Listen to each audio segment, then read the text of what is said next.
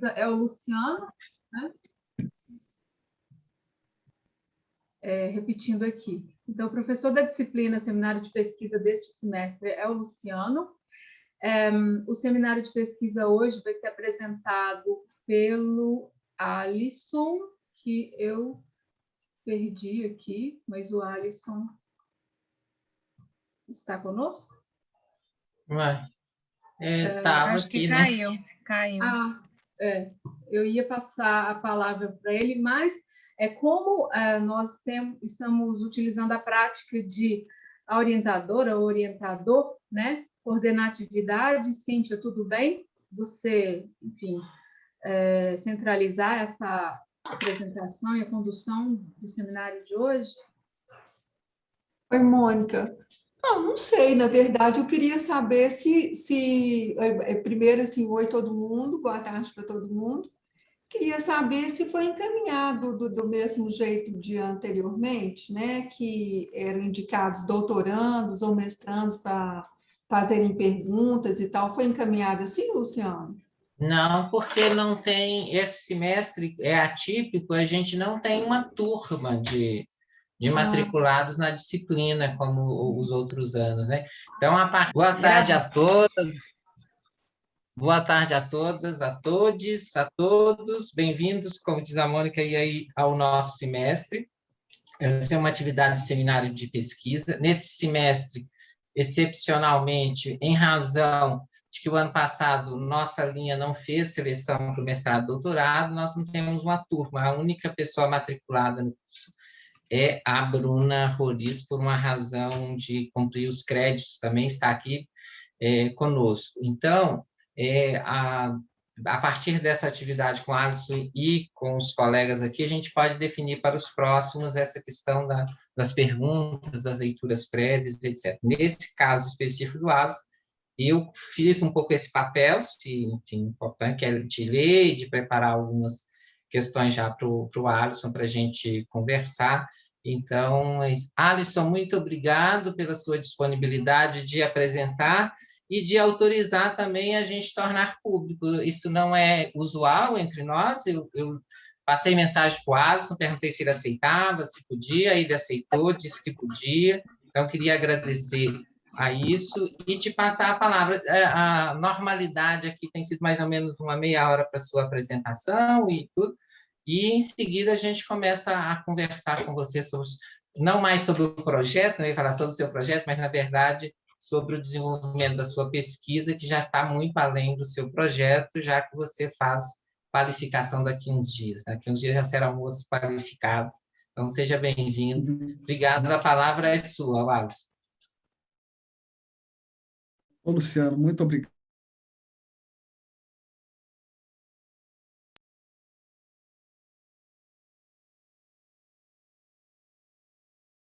Obrigado. Eu que agradeço uma ponte aí comigo, me ajudando nesse suporte técnico, né? Agradeço muito a todos e todas, né? Também estendo as boas-vindas aí aos meus colegas, né? Demais professores que estão aqui presentes. Fico muito feliz, né, em poder partilhar um pouco com vocês este material, né, de apresentação, que é uma apresentação daquilo que eu já enviei para o material de qualificação, não é isso? Então, eu agradeço e eu aproveito agora, neste momento, eu vou compartilhar com vocês, né, um slide, né, para a apresentação aqui, para ficar mais fácil o entendimento. Pois bem, aqui está o slide, né, com relação aí o material. Então, aí está, né? Todo mundo, espero que já esteja conseguindo ver aí os slides. Nesse primeiro slide, eu apresento um pouco, né, o título, né, dessa minha pesquisa, que está em andamento, que é o financiamento da educação pública primária no estado de Minas Gerais, entre 1890 e 1920. Coloquei uma imagem, né, do grupo escolar Paula Rocha, né, do ano de 1907, que foi o terceiro grupo escolar, né, criado em Minas Gerais, aí, né, localizado em Sabará.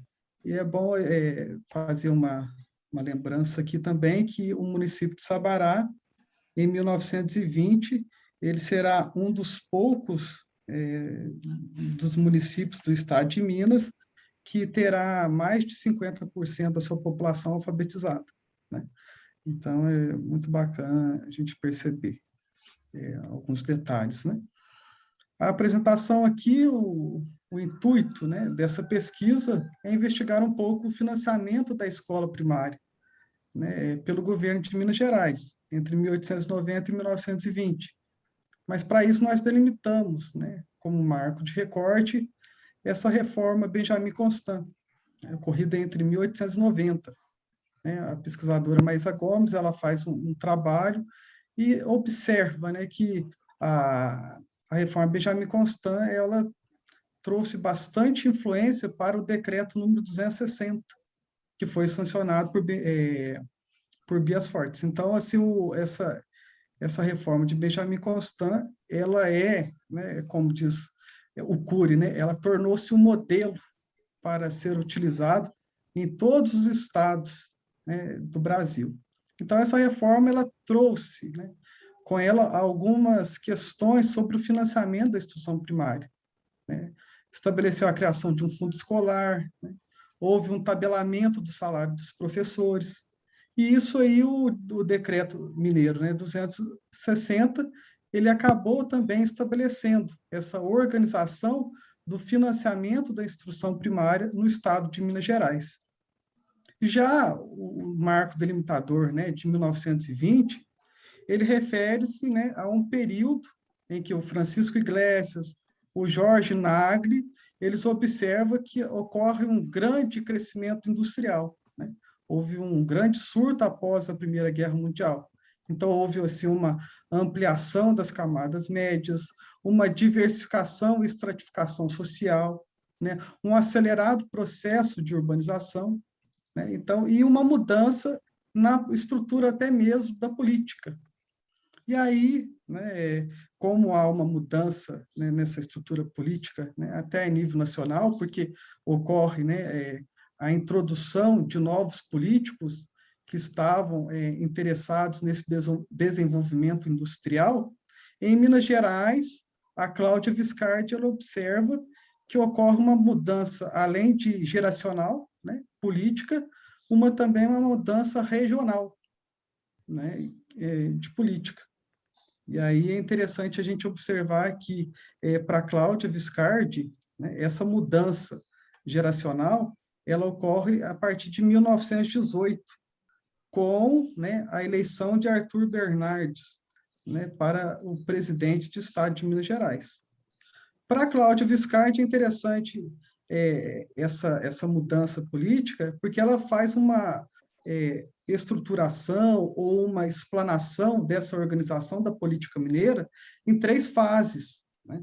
A primeira fase, que ela vem da proclamação da República ao governo de Silviano Brandão, ou seja, de 1889 a 1898, né? Que foi caracterizado como uma fase, né, regionalista, em que a Zona da Mata, o sul de Minas, vão se tornando expoentes na política e no desenvolvimento da economia cafeeira. Nessa primeira década, né, nessa primeira geração política, há várias lutas intra-oligárquicas e interregionais, né, implicando, né, até mesmo na pouca participação política a nível nacional, mas há uma grande participação política, né? Depois da fase, né, vem a segunda fase geracional, que é do Silviano Brandão até Arthur Bernardes, em que os políticos, né, do sul de Minas, eles vão predominar na política. Então, é um momento assim que houve a recriação, sobretudo, do Partido Republicano Mineiro, por Silviano Brandão, né, colocando seus aliados, né, do sul de Minas nessa política. Então, houve segundo Cláudia Viscardi, nesse momento, né, dessa segunda geração aqui, dessa segunda fase de políticos, houve uma paz, né, interna no estado de Minas Gerais, o que colaborou para melhor organização dessa política. E, por fim, depois, né, quando entra Arthur Bernardes, em 1918, ocorre uma mudança mais drástica, né? Nessa geração política, porque Arthur Bernardes ele já começa a inserir, né, novos políticos na política mineira, que são industriais, né, pessoas que não estavam, né, voltados apenas para aquela produção cafeeira, entendeu? Então, assim, essa oligarquia, né, política cafeeira, ela vai perdendo forças ali a partir de 1920. Então, esse recorte né, de pesquisa, ele busca observar, né, o financiamento da instrução primária, acontecido em Minas Gerais, entre 1890 e 1920, enquanto há uma predominância, né, dessa política, né, oligárquica, né, cafeeira, né, sobretudo do sul de Minas e com a influência da Zona da Mata. E aí nós podemos observar nestes quadros aqui da política mineira essa ocupação regional da presidência do Estado de Minas Gerais, entre 1888 a 1920. E isso já confirma, né, para nós como que o sul de Minas e a Zona da Mata vão se predominando na política, né? Tanto na presidência da República, como na ocupação regional da comissão do Partido Republicano Mineiro. E aí cabe lembrar que o Partido Republicano Mineiro, essa comissão, ela era muito importante, porque ali é que se pensavam os nomes, né, dos políticos que estariam, né, tomando conta ali da organização política do Estado. Então, essa comissão era muito concorrida e o sul de Minas e a Zona da Mata, eles vão, assim, tomando conta da comissão, né? E ali acontecia toda aquela relação, né, do clientelismo, né? O clientelismo que ocorre entre o político com o coronel, né? A relação do mandonismo do coronel, né, com aqueles que estão, os eleitores que estão, né, a seu mando. Então, a gente vai observando essa política, né, do coronelismo, essa influência e tudo mais. Essa política coronelista, ela que a gente vai vendo aí, ela será uma política que vai interferir também nesse financiamento da instrução primária. Mas, além da política, a gente também tem que observar que, nesse período, entre 1890 a 1920, a economia do Estado de Minas Gerais, ela tem a predominância, né, a produção cafeeira, né, e a Zona da Mata, ela predomina com 40% da produção cafeeira, e o sul de Minas com 33% em 1920, por exemplo. E aí, nesse mapa, né, do IRT, a gente observa essa organização, a distribuição da população e as ferrovias também, né, do Estado de Minas Gerais. Então, a gente vai observar esse punhado de linhas aí, a gente vai observar as ferrovias que vão, né, sobretudo na Zona da Mata, né, no sul de Minas. Por quê? Porque os políticos, né, a maioria eram dessas regiões, eles estavam interessados aí em estruturar, né, a malha ferroviária para o escoamento do café, mas não somente do café, né, do leite, dos gados e tudo mais aí, né? Então, a gente vai vendo aí também esse processo, que é muito interessante a gente perceber, que é a questão da vinda de imigrantes, né? Então, a gente vai observar que o sul de Minas e a Zona da Mata serão as regiões que mais terá a ocupação de imigrantes e até mesmo da vinda de pessoas, né, do norte de Minas, vindo trabalhar no sul de Minas e na Zona da Mata. Então, esse contexto, né, de uma economia fortalecida, né, no sul de Minas e na Zona da Mata, uma densidade populacional, o Fleischer, né, ele vai dizer o seguinte, que estes fatores contribuíram até mesmo para o aumento, né, daquela população de eleitores.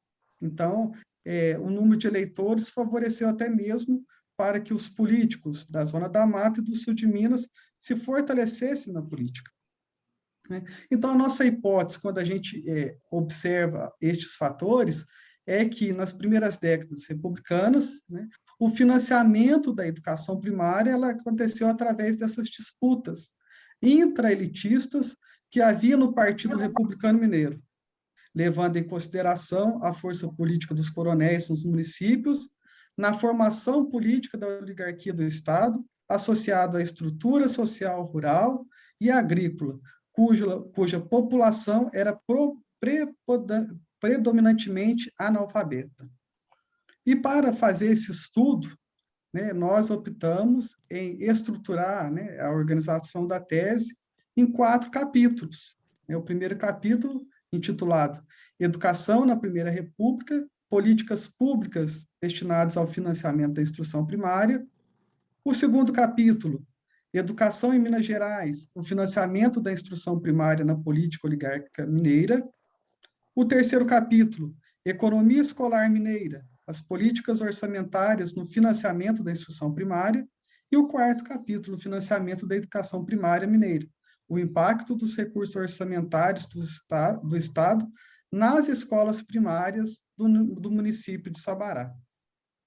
O primeiro capítulo, ele está dividido em 6 tópicos, né, em 6 partes. Em cada parte, eu busco trabalhar um pouco, né, da política oligárquica, né, no primeiro momento, republicana, o investimento que os estados, e aí eu faço uma análise mais em âmbito nacional, né, de como que os estados eles vão fazendo esse investimento. Depois eu trabalho um pouco sobre a reforma, Benjamin Constant e a influência dessa reforma no financiamento da instrução primária em Minas Gerais.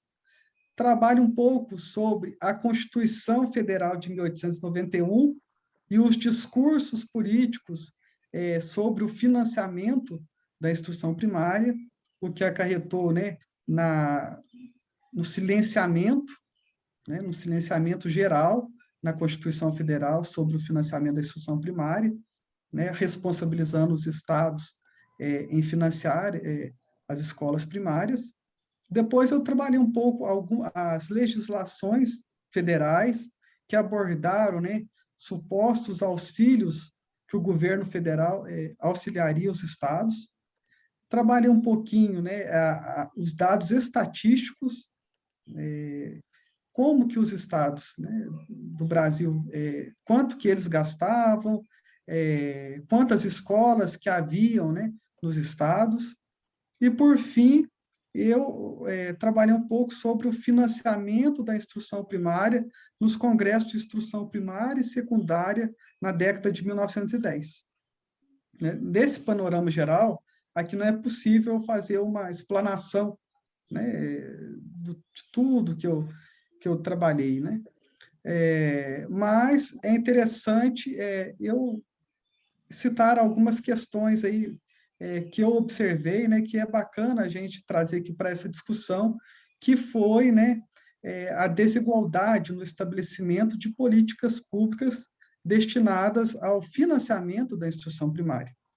E aí eu utilizei muito de alguns estudos que a Vanilda Paiva já fez, então ela trabalha alguns estados do Nordeste, e ela foi observando que nos estados do Nordeste, devido à economia fragilizada, o financiamento da educação era menor, né? Era menos significativo que em outras regiões. Por exemplo, o Rio Grande do Norte, né, ele despontava quanto à precariedade, né? Pernambuco não conseguia atender a nem 10% das crianças em idade escolar, né? E assim por diante. Mas isso aí não quer dizer que os estados mais ricos, mais abastados, eles conseguiam atender a demanda e financiar a instrução primária para todas as crianças em idade escolar. E isso é um exemplo de Minas Gerais.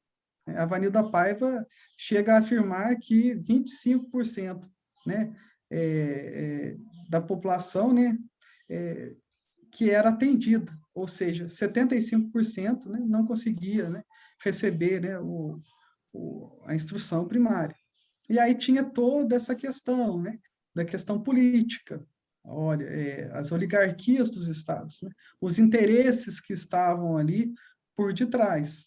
E é bacana a gente também refletir uma questão, né, que essa precarização do financiamento da instrução primária, segundo a Cíntia Greve Veiga, ela vem também referente à inexistência de um projeto nacional de educação, uma vez que a prática, né, federalista de delegar aos estados essa responsabilidade de organizar a educação, né, revelava uma política totalmente clientelista de poder, em que as elites locais comandavam a educação de seu estado e mantinham, né, fortalecido esse sistema federativo, né, ou seja, né, cada estado que cuidasse dos seus eleitores, né, e da sua educação de acordo com as suas circunstâncias locais.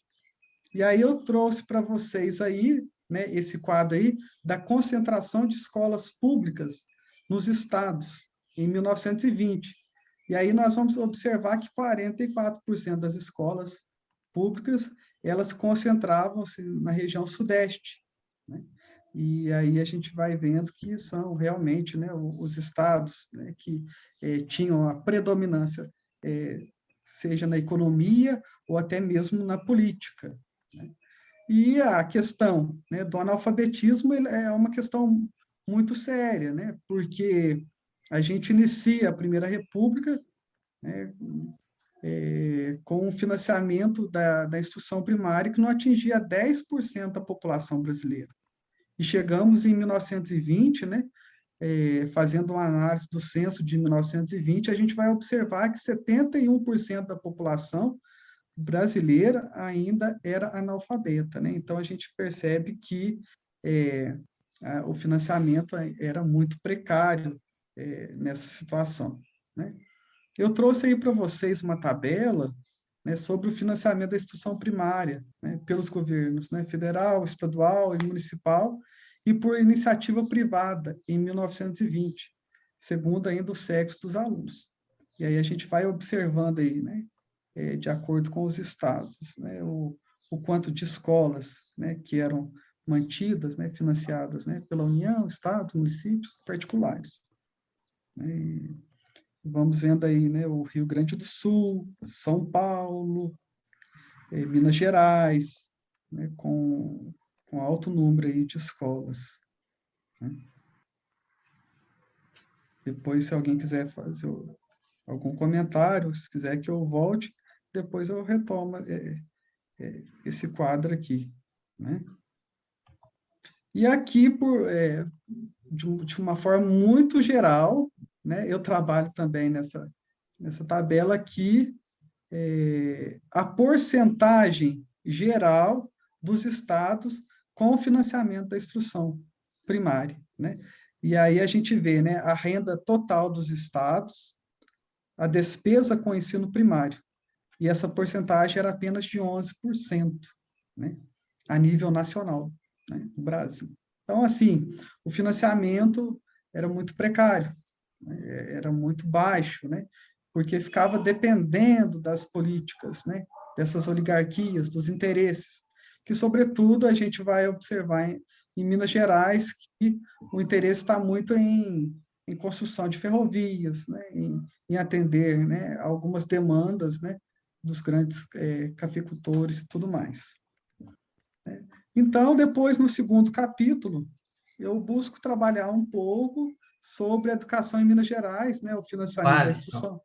Alisson, deixa eu te falar, como você começou o segundo, só para te falar, falta 10 minutos. Você gastou 20 já, tá? Sim, eu já, logo eu termino aqui. Nesse segundo capítulo, né, o financiamento da instrução primária na política oligárquica mineira, eu dividi, né, em 3 tópicos, que foi Minas Gerais na República do Café, e aí eu abordo um pouco do contexto, né, político, social, econômico de Minas Gerais. No segundo tópico, as propostas, reformas educacionais e a previsão de gastos.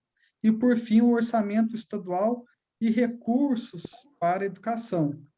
Então, aqui, de uma forma muito mais sucinta, né, porque não dá para explanar muito, as leis e as reformas educacionais, elas foram elaboradas, né, com o intuito de estabelecer a organização pedagógica do ensino, currículo escolar, ano letivo e tudo mais, né? E o financiamento que se despenderia para a implementação deste programa de ensino. Então, ao longo, né, desse período, desse recorte de pesquisa, entre 1890, eu busquei, né, analisar desde a Constituição Federal, né, depois a reforma né, de Afonso Pena, e assim fui até Arthur Bernardes, né, 1920. Aqui eu trouxe um exemplo apenas para a gente observar como que aconteciam as reformas de acordo com as necessidades, né, ou as estratégias políticas do momento. Então, nós temos aí a reforma, né, com a lei número 41, que houve uma estruturação aí dos professores, né, em efetivos, provisórios, substitutos e adjuntos. E aí nós temos aí um quadro embaixo, né, dos vencimentos dos professores. Depois temos a lei número 281 de 1899, em que há uma redução, né, apenas efetivos e substitutos, professores, e o vencimento dos professores. Há uma modificação muito grande. A lei número 41 de 1892, o Estado de Minas Gerais financiava 1.466 escolas primárias. Né? A lei número 281 de 1899, há uma queda, né, de 1.222 escolas primárias. Essa queda, né, houve em decorrência de supressão de escolas, sobretudo a lei número 281, ela suprime as escolas rurais, e é interessante a gente observar isso, né, com o intuito de diminuir os gastos do Estado para com o ensino. Falava-se, né, que havia uma crise, né, econômica vigente no estado de Minas Gerais, sobretudo com a crise cafeeira, e que precisava-se reduzir o investimento público para com a instrução primária, porque se gastava muito com a instrução primária, né? Dizia eles. Mas em uma mensagem presidencial de Silviano Brandão, eu encontro Silviano Brandão afirmando, né, dinheiro no caixa, ou seja, sobrando recursos aí, mas que não foram investidos, né, com a instrução primária. E aí eu trouxe aqui para vocês, né, como que esse reconhecimento, né, o custo por aluno frequente nas escolas, ele foi reduzindo com a lei número 281, né, antes da lei, né, depois com a lei foi reduzindo até chegar na reforma João Pinheiro, mas aí eu não estou analisando. Nesse processo, né, de trazer os recursos para a instrução primária, cabe a gente lembrar também que esses recursos eram organizados anualmente. Então, havia, né, anualmente uma lei orçamentária que estipulava quais que seriam as receitas e as despesas que o Estado realizaria. Então, a maioria das receitas do Estado, ele adivinha do gênero de exportação, ou seja, o maior número, né, dos recursos do dinheiro vinha do café, né? Então, e depois, né, esse dinheiro que era arrecadado pelo Estado, ele era distribuído pelas secretarias. Tinha a Secretaria do Interior, das Finanças, da Agricultura, Comércio e Obras Públicas. E aí eu trago aí o que cada secretaria prestava um serviço, né? Então, por exemplo, na Secretaria do Interior, que estava a instrução primária, tinha também os recursos, né, para os deputados, senadores, ajuda, né, vestuário de presos e tudo mais. Então, a gente vê aí os gastos, né? E nesse processo aí, vemos aqui nessa tabela que as maiores dívidas, né? Chegou a alguns momentos que a dívida pública acabou sendo até um orçamento muito maior que todos os outros gastos do governo, né? Então, o serviço da dívida, né? Mas a instrução primária também era um gasto assim, um pouco elevado, só que em muitos momentos, né, se optava em reduzir os gastos com a instrução primária, né, ou com a instrução pública, e se gastar com os serviços destinados à agricultura, ou seja, os serviços que colaboraria, né, no financiamento de melhorias nessa economia cafeeira e tudo mais, né? No terceiro capítulo, eu vou abordar um pouco sobre as estratégias políticas, né, na distribuição dos recursos do Estado para com as escolas nas diferentes regiões do Estado. Eu trago aí para vocês, né, essa oscilação, né, de escolas primárias, tanto isoladas, grupos escolares, no decorrer de 1890 até 1920, né, e como que essas escolas eram financiadas ou subsidiadas, seja com caixas escolares, com o fundo escolar, com as quermesses, né, para auxiliar nessas escolas e tudo mais. E aí uma proposta, né, que é interessante a gente observar que, né, no estado de Minas Gerais havia uma discrepância muito grande, né, nessa alfabetização, como eu havia dito para vocês. Né, com mais de 75%, né, da população alfabetizada, era o município de Belo Horizonte, né, em 1920. Depois de 50% a 75%, aí estavam alguns municípios, né, como Vila Nova de Lima, Ouro Preto, Mariana, Sabará, São João del Rei, Poços de Caldas e Rio Branco. Né? E depois a gente vai vendo aí uma grande alta, né, de até 25% na região norte de Minas e tudo mais. O que faz com que a gente analise como que era, faz a gente pensar, né, como que o Estado estava distribuindo, né, esses recursos financeiros, né, pelas regiões. Então, é uma reflexão que vai ficar para o 3º capítulo. E no 4º capítulo, eu trabalho um pouco sobre o financiamento da educação primária mineira e o impacto dos recursos orçamentários do Estado nas escolas primárias do município de Sabará. Né? Um município, como vimos, que mais de 50% da população, em 1920, era alfabetizada. E aí a gente vai vendo também os problemas, né, que as reformas, né, do Estado impactavam no município, como foi, por exemplo, a Lei número 281, que suprimiu as escolas, né, no município, que contava com 34 escolas primárias, né, divididas em urbanas, distritais e rurais, e após a lei número 281, caiu para 20 cadeiras primárias, né, sendo urbanas e distritais. As rurais foram suprimidas. Então, para fazer, né, todo esse processo de pesquisa, né, utilizamos, né, e vamos utilizar ainda mais a documentação do Arquivo Público Mineiro, né, do Fundo da Secretaria do Interior, né, e vários outros, né, além dos documentos, né, administrativo da Câmara Municipal de Sabará, e jornais, e assim por diante. Vamos, nessas investigações, né, eu já utilizei alguns conceitos, né, como a questão de estratégia de Michel de Certeau, mas isso, assim, são questões que depois, se alguém quiser perguntar, a gente dá continuidade. Eu acho que eu consegui atender, Luciano, ao tempo previsto?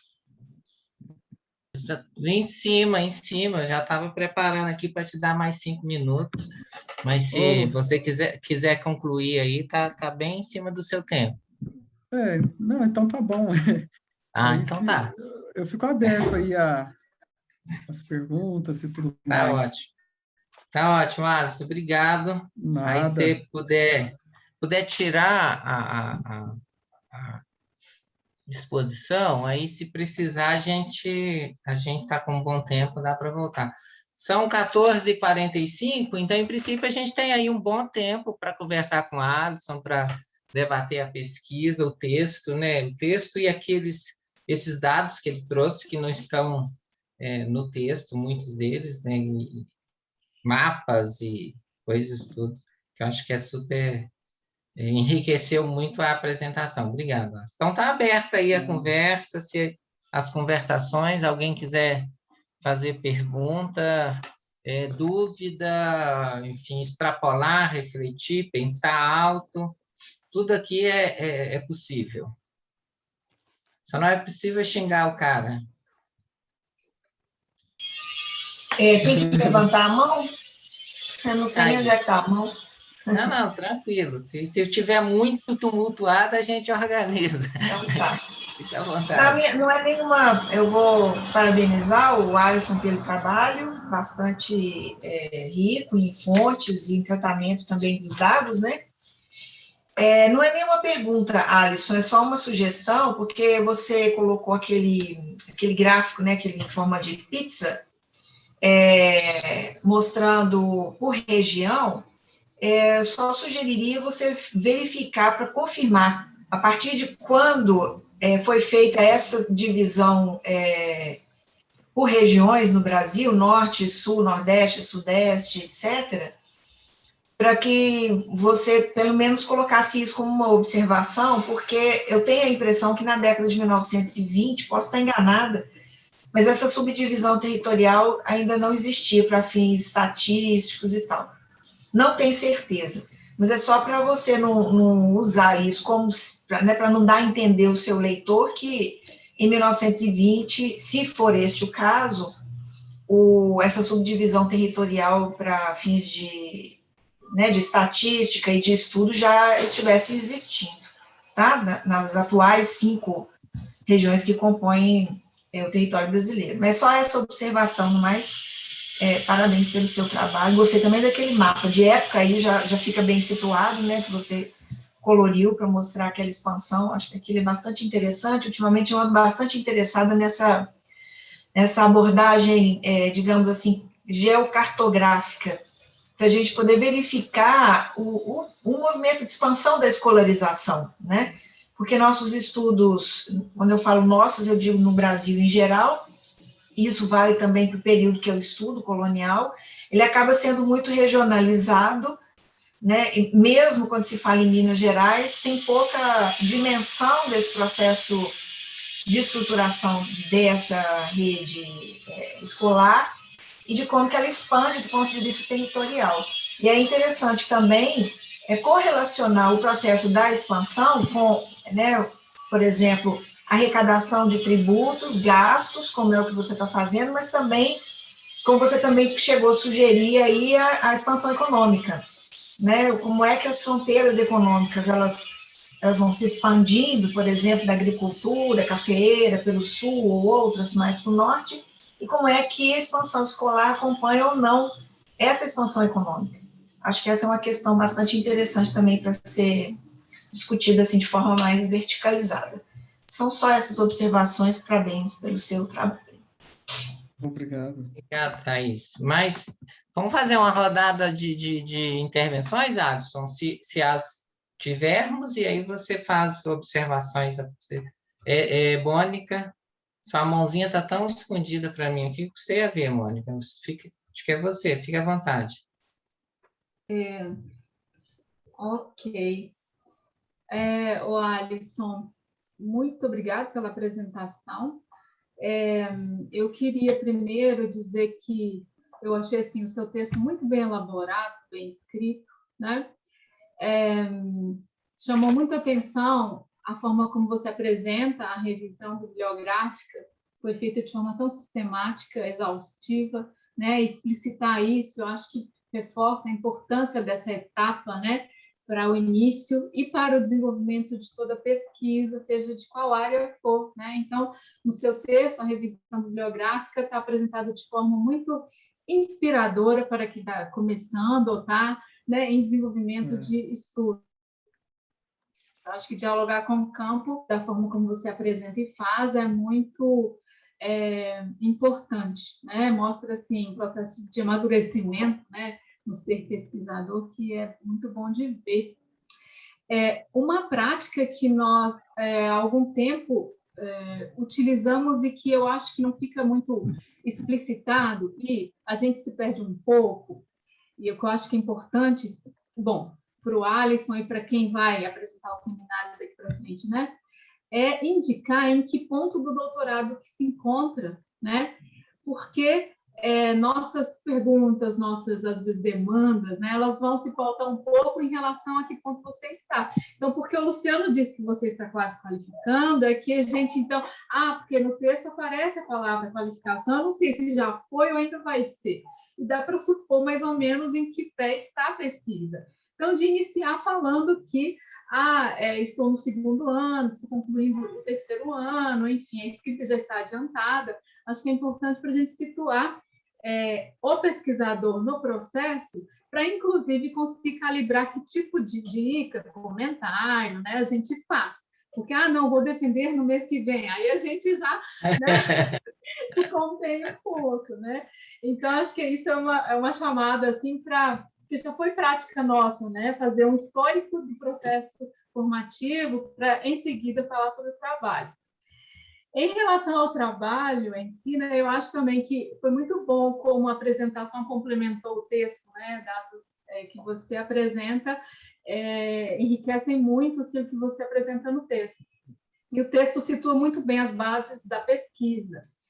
Em relação ao texto, né, eu comentaria algo que a Thais falou em relação às regiões, mas me chamou muita atenção no texto e na fala, como você situa geograficamente, regionaliza os políticos, né? Então, essa geração, naquele período, dominou a política, o pessoal do campo das vertentes ou do sul de Minas.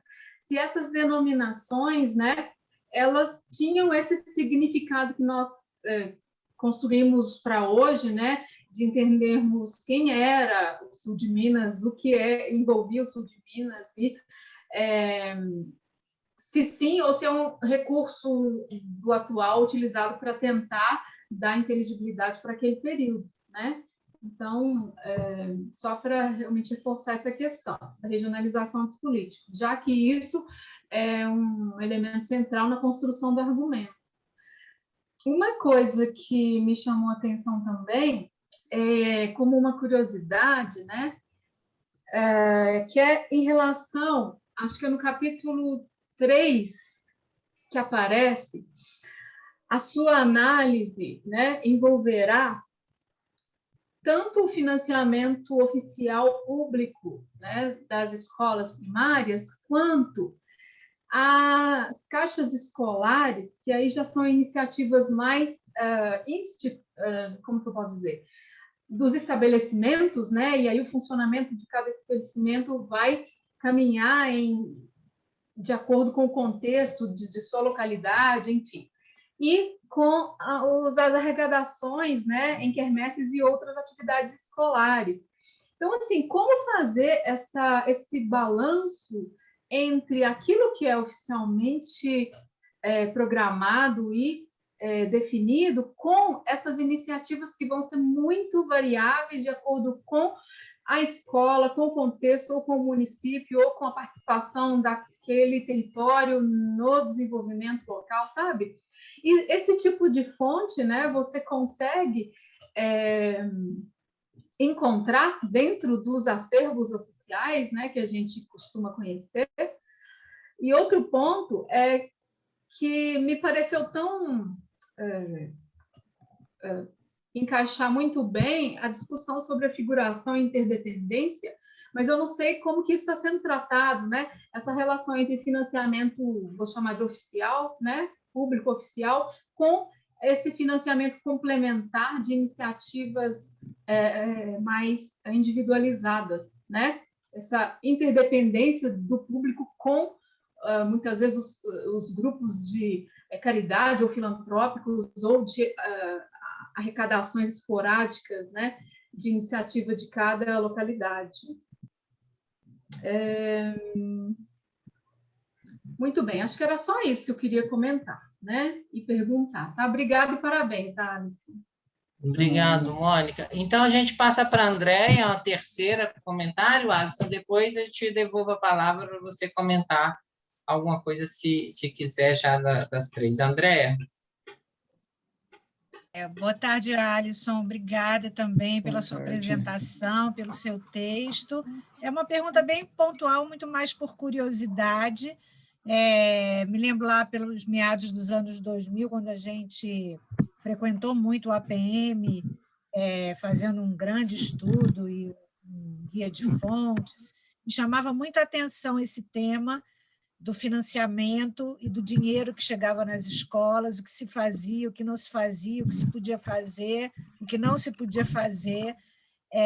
Eu queria saber se você, no seu trabalho, ou mesmo se você não abordou, mas se você viu fontes sobre isso, que fechem mais a objetiva, né? Assim, qual é a autonomia das escolas? O que elas faziam efetivamente com esse dinheiro? O que era possível fazer? Qual a autonomia que elas tinham, né? Como na época a gente estudava muito essa coisa da cadeira de ginástica e tal, era um debate muito grande, né? Sobre se construir esses espaços, galpões, material, sem os quais essa cadeira não podia existir. Então, fiquei curiosa se você chega nisso, como você fala da micro, né, história, se você diminui um pouco a objetiva para chegar nisso, ou se você não chega, é curiosidade mesmo. Obrigada. Então, a gente podia devolver a palavra para o Alisson, ele quiser responder algum comentário, e depois a gente abre uma segunda rodada aí para coisa. Dalvite, o seu microfone está aberto, ainda que você não esteja falando, e convidar todo mundo que quiser para abrir a câmera aí, para a gente ver lá as caras, os rostos e tudo. Fiquem à vontade, não se inibam, isso. Alisson, é tu. Com relação aí a essa questão que a Thais trouxe, né, sobre o gráfico, achei bacana, né, que faz eu dar uma repensada aí nesse modelo. E depois a Mônica também trouxe, né, essa ideia dessa regionalização, né, algo que é muito, como você viu aí naquele mapa ali do estado de Minas Gerais, já é algo assim muito comum, essa divisão, né? Até os historiadores, por exemplo, a Cláudia Viscardi, né? Ela também já faz essa divisão do estado de Minas Gerais, né? Pelo Campo das Vertentes, tudo, né? Sul de Minas, Zona da Mata, né? Tem essa divisão. Com relação, né, aos recursos, né, dos caixas escolares, por exemplo, nos relatórios da Secretaria do Interior, alguns relatórios, a partir de 1907 por ali, 8, já em alguns grupos escolares, já traz também os recursos que foram arrecadados com as caixas escolares. Então, isso aí já é um norte aí para se fazer uma análise, né, de quanto, né, que era arrecadado, quanto que era, né, gasto, né, e como que era gasto. Porque lá já sempre sobrava um dinheiro nos caixas, né, sempre tinha dinheiro sobrando, né, nos caixas escolares. Com relação agora essa, né, que você fez aí uma intervenção bacana, né, que faz eu pensar um pouco mais, sobre as quermesses, né? As quermesses, eu ainda assim, eu preciso, não sei se eu vou fazer uma redução de escala nela, para ficar mais visível em Sabará, né? Mas as quermesses é possível ver em algumas localidades, né? Então, assim, é uma coisa para eu pensar nessa estruturação aqui desse saldo, né? Desse financiamento oriundo das quermesses. E com relação à pergunta, né, da Andréia, né, sobre a autonomia dos municípios e tudo mais, como que era distribuído esse dinheiro, né, esse recurso, né?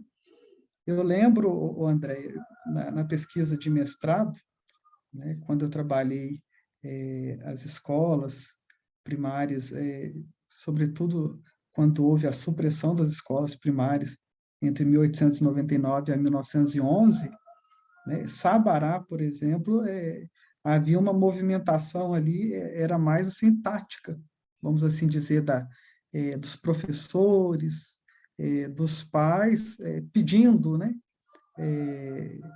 que mantivesse a escola, que o Estado continuasse financiando aquelas escolas, né? E também a gente vê essa movimentação dos professores, né? Enviando, né, para a Secretaria do Interior alguns pedidos, né, da ausência, né, de materiais escolares, né, da ausência de recursos, né, o que inviabilizava, né, naquele processo da instrução daquelas crianças, né, dos alunos. Então, assim, a gente, a partir deste material, né, do envio dessas cartas, né, dos professores, que eu consigo fazer um pouco um mapeamento aí, né, de como que era enviado os recursos, porque, ou seja, enviavam dinheiro para a compra de quadro negro. E aí eu preciso entender também, né, esse processo do envio, né, desse recurso, dessa compra, né, do quadro e tudo mais, né? Eu acho que é isso. Eu não sei se eu conseguia responder as demandas aí, as perguntas. Ok, gente. Alguém mais? O Alisson, eu tenho eu não sei, eu não estou vendo mão levantada aqui, gente, fique à vontade para levantá-la. Pensei em algumas coisas e queria eu não li o material da qualificação ainda, tá? Então, a qualificação será no final do mês que vem, Mônica. Mas eu não sei, não vi, Alisson, você deve defender quando? No início de 2022 ou 23? Março de 2023. Então, tá aí com um ano e pouco, né? Então, a qualificação ano que vem, Mônica. Ou assim, mês que vem. A qualificação Então, eu tenho algumas coisas que vão, algumas delas conjugando aí com as colegas já disseram, outras nem tanto, né? Eu acho que, assim, concordo gênero, número e grau sobre a importância, pertinência, atualidade, necessidade do seu trabalho, né? Acho que a gente não, é uma área que você mesmo viu, que praticamente não há pesquisas, as pesquisas são muito rarefeitas e muitas vezes muito mal feitas, né? Assim, tem uns trabalhos sobre isso publicados que são deprimentes do ponto de vista do acesso aos dados mesmo, né? As pessoas, e por isso eu acho que já é algo que você também tem que se vacinar, né? Então, por exemplo, eu não acreditaria tanto nessas coisas da Vanilda Paiva, sabe? Assim, é um tipo de pesquisa, um tipo de coisa que eu acho que carece muitas vezes de suporte empírico mesmo,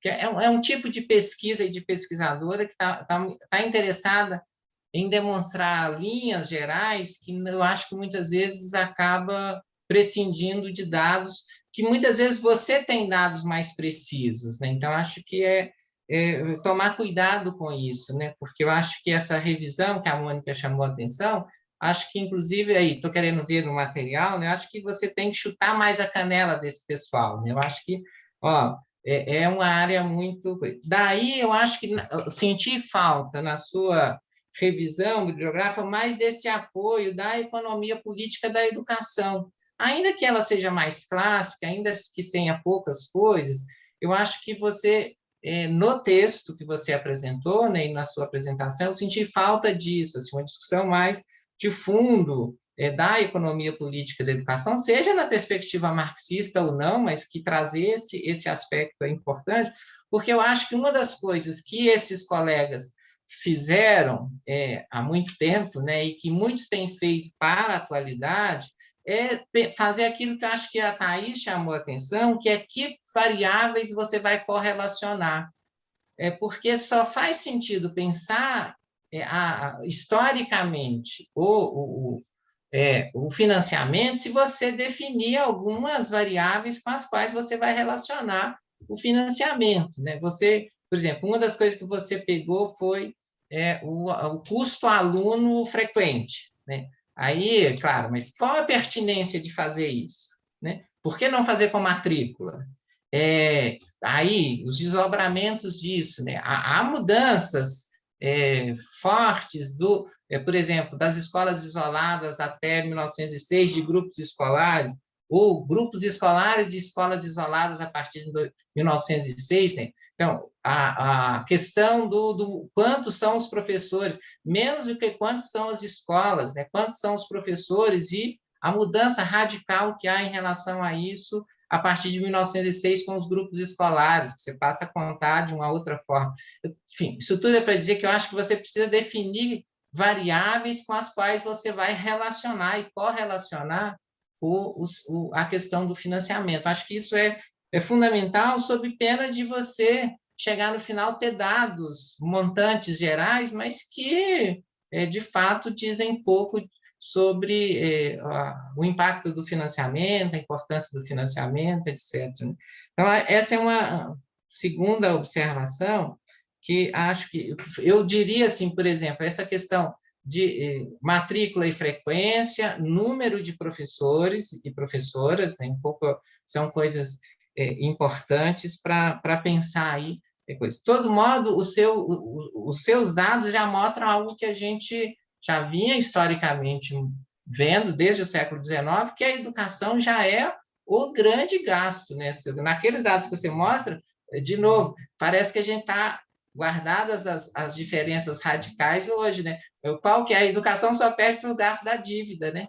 Quer dizer, o gasto da dívida é quase 2 vezes maior do que o gasto da educação, mas a educação é o maior gasto público. Acho que isso tem a ver com é uma questão central, por isso eu estou falando da economia política da educação, né? Como pensar isso como algo importante aí da própria Constituição do Estado Nacional, né? Uma outra questão, e aí já estou terminando também, que é a questão da microescala, né, de Sabará. Eu acho que eu gosto dessa ideia, mas quero ler mais o trabalho para ver como você justifica a saída para Sabará, né? Acho que é legal.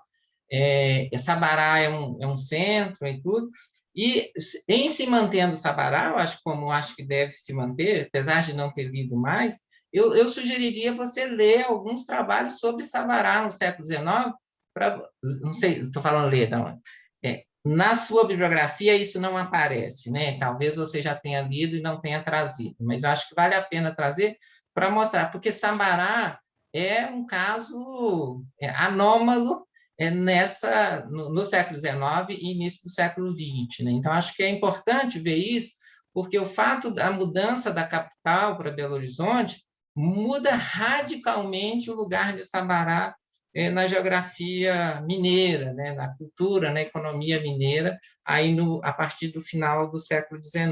Então, acho que é importante você demarcar esse impacto, perceber esse impacto a partir dos estudos anteriores sobre Sabará, né, que eu acho que é uma coisa muito importante.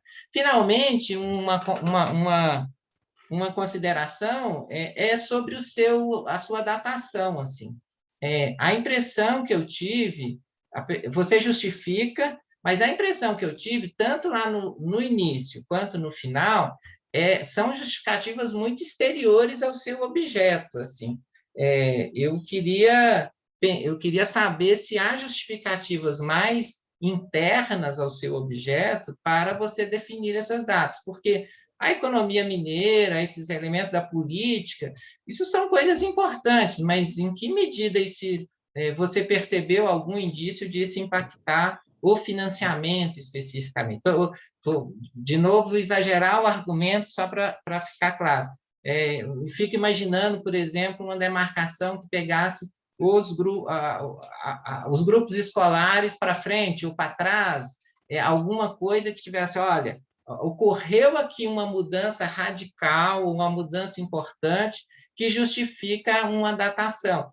As suas justificativas, eu acho que estão, como estão no texto, e eu acho que também você apresentou, me pareceram ainda muito exteriores ao seu objeto, né? Então, talvez buscar mais, talvez você já tenha feeling, inclusive tenha dados para mostrar que há aí uma mudança nesses 2 momentos em que define uma certa datação, né? Mas eu acho assim, isso é importante porque para a gente não pensar que a educação acompanha os movimentos da política ou mesmo da economia, né? Ainda que isso seja importante, crescimento econômico não significa maior financiamento relativo da educação, né? E o contrário é verdadeiro também. Crises financeiras muito fortes não significa diminuição radical do financiamento da educação. A gente está vendo isso agora, por exemplo, né? A educação está sendo salva pelas as amarras constitucionais nesse momento, 2021, né? Não fossem as amarras constitucionais da educação e da saúde, a gente estaria muito mais lascado, como estão aqueles que, na economia solidária, da economia familiar, da agricultura familiar, enfim, de quase todas as políticas públicas que não têm, assim, essa tecnologia agora, que não tem amarras constitucionais, estão sendo destruídas a educação nesse sentido. E um pouco a saúde, pelas garantias constitucionais, estão ainda a salvo dessa destruição do ponto de vista orçamentário, né? Não, por mais que os caras queiram, eles não podem simplesmente gastar menos do que a Constituição. Quer dizer, não pode, de um modo geral, né? Tem que gastar 12% com saúde, 18%, 25% e 30% com a educação. Então, isso vale também para aquele período, ainda que não com amarras constitucionais, por exemplo, mas a questão do salário dos professores, por exemplo, é sempre um limite fundamental. Quer dizer, você pode atrasar, pode não pagar, etc., mas salário... então, isso dá um contorno ao financiamento da educação que é importante entendê-lo especificamente, e não só nessas linhas gerais da economia e da política, né? Era isso. Alguns comentários aí, que nós vamos poder conversar muito na banca daqui a uns dias. Isso. Mais alguém, gente, quer comentar, quer dialogar com o Alisson? Fazer.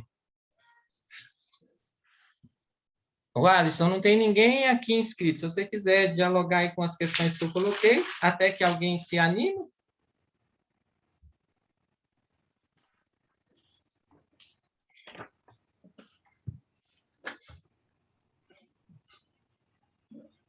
Com relação a Vanilda Paiva, né? Até no momento lá da escrita, eu acabo chutando um pouco a canela dela também por causa disso, né? Porque ela traz mesmo em linhas gerais e apresenta alguns dados, né? Que eu também já observei na minha pesquisa, que você também já observou. Então, assim, eu fiz essa ideia aí, né? De explicação. E depois, com relação a essa questão do recorte, né, dessa justificativa, achei interessante seu questionamento aí, né? Isso também faz até pensar mais um pouco aqui, né, nesse processo, né? Além da economia, além da política, né, um fator aí que vai além aí na linha educacional, né? Embora, né, esteja muito interligado aí com a política, né?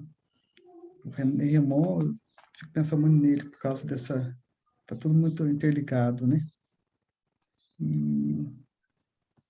Então é isso, acho que é mais ou menos essa questão assim que eu queria comentar.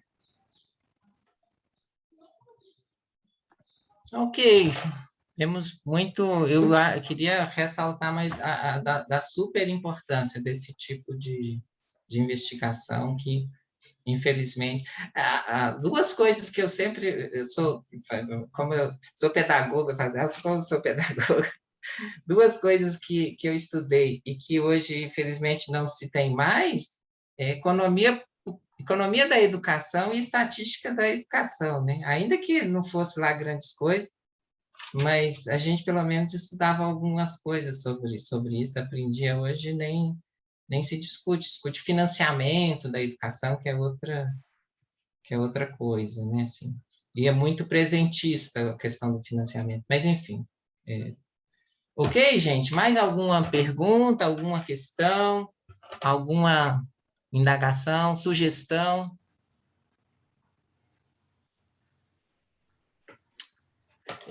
Uma sugestão, Alice, eu busquei aqui quando eu atinei, quando eu li o texto hoje de manhã, não atinei, porque pela pergunta, pela questão da Thaís, tem uma tese defendida na geografia da PUC, da cartografia e geografia da PUC, que é uma cartografia da expansão da escolarização em Minas Gerais. Eu acho que pode te ajudar muito nessa linha das questões que Thaís também te trouxe. Eu acho que ela eu esqueci o nome, eu tive na banca, mas eu esqueci o nome do orientador e da menina.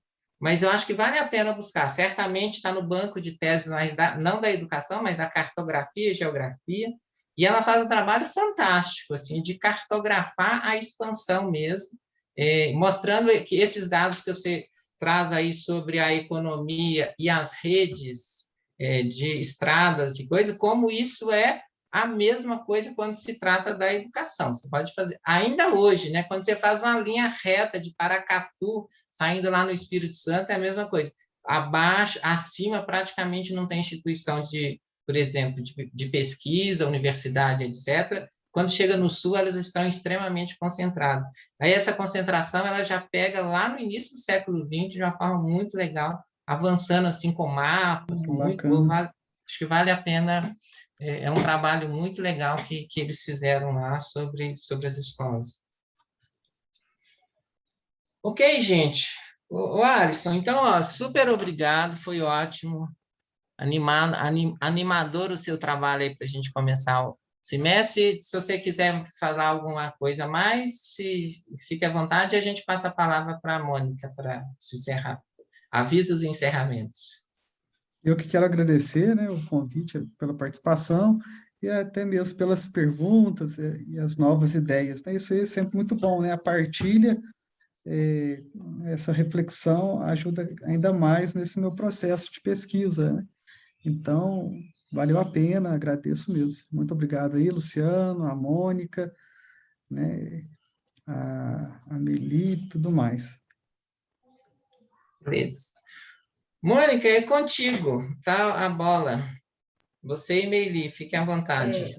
Entramos, então, agradecendo o Alisson novamente, né? Vou passar para a sessão avisos, e a Meili já disse que tem algo a dizer para nós. Então, pessoal, é um aviso que é convite, né? Assim, como nessa nossa nova agenda das quartas-feiras, provavelmente nós vamos nos encontrar apenas no dia 17 de novembro, que é o seminário do Felipe, né? O próximo seminário nosso é o seminário do Felipe. Então, eu achei melhor dizer para vocês vão receber por e-mail, mas eu achei melhor dizer, porque eu acho que falando a gente convida mais ainda, né? É que no âmbito do Sem de Memória aqui, da Educação Física, a gente vai montar, já está fechado, está montado, um ciclo de debates, que o tema é o cinema como fonte e objeto na história, tá? Então, se for do interesse de vocês participar, será sempre nas tardes de sextas-feiras, vai ser sempre a primeira sexta-feira de cada mês. Então, 5 de novembro, 3 de dezembro, 7 de janeiro e 4 de fevereiro. Você pode repetir, Meili, por favor? Eu vou mandar, a gente vai mandar o flyerzinho para vocês, a gente só está finalizando a arte. Então, novembro é 5, dezembro é 3, janeiro 7 e fevereiro 4, tá?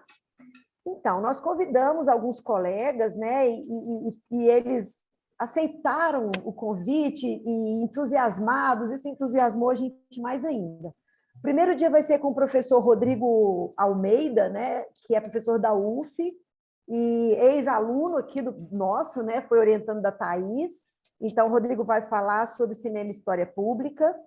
Depois, em dezembro, é o Eduardo Galak, um colega nosso que fez pós-doc aqui no GEP também, que vai discutir o cine e documentários argentinos, tá?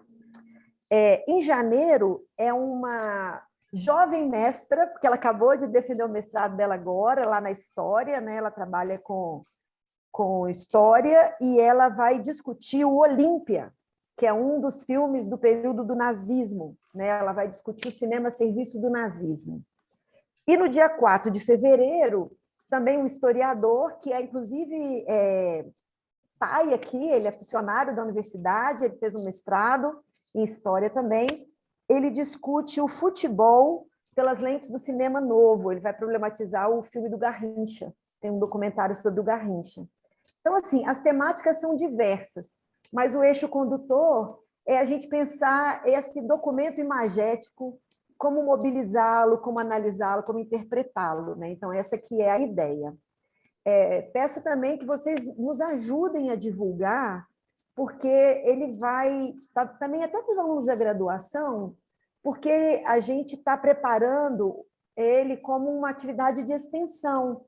Então, os estudantes que conseguirem frequentar os 4 encontros, eles vão ganhar um certificadozinho, tá? Assim, tá bem bacana. A cada mês a gente vai divulgar, porque esses professores convidados, eles vão sugerir leituras e filmes para serem assistidos antes da fala deles. Então, a cada mês a gente vai divulgar isso também. Estão todos convidados, vai ser um prazer receber todo mundo aí, tá bom? Sexta tarde, eu não sei se é um dia bom ou possível para todo mundo, por isso que eu achei bom já indicar quais sextas-feiras seriam, tá bom? Era isso. Mônica, posso fazer 2 convites também? Um convite é reiterar o convite à participação, à adesão aí ao portal do Bicentenário, né?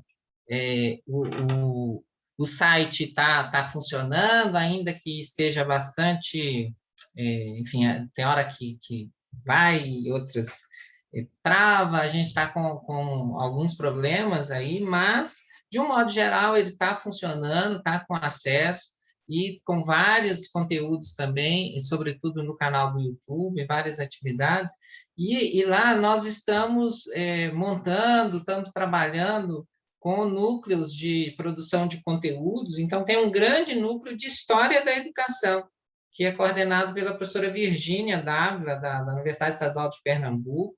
Tem muita gente do Brasil todo produzindo coisas na interface com a educação básica para o portal sobre história da educação, sobre todos os aspectos da história da educação. Então, convido vocês a passarem por lá, quiserem engajar na proposta que a gente tem feito, quer dizer, tem vários modos de se engajar, produzindo material, produzindo conteúdo, propondo também atividades no âmbito do nosso canal do YouTube, fazendo, enfim, há vários cursos, né?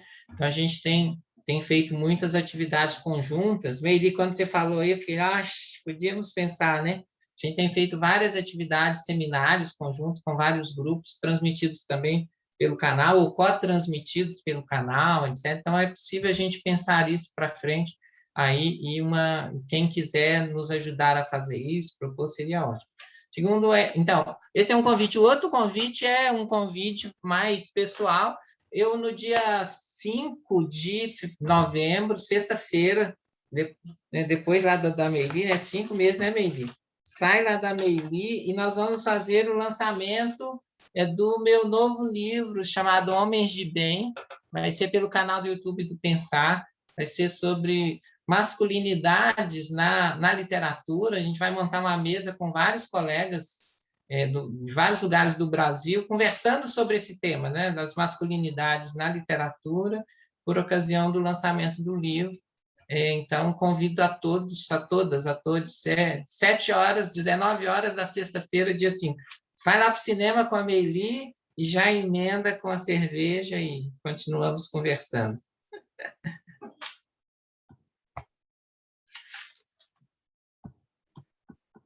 Muito bem, que grupo ativo, animado, né?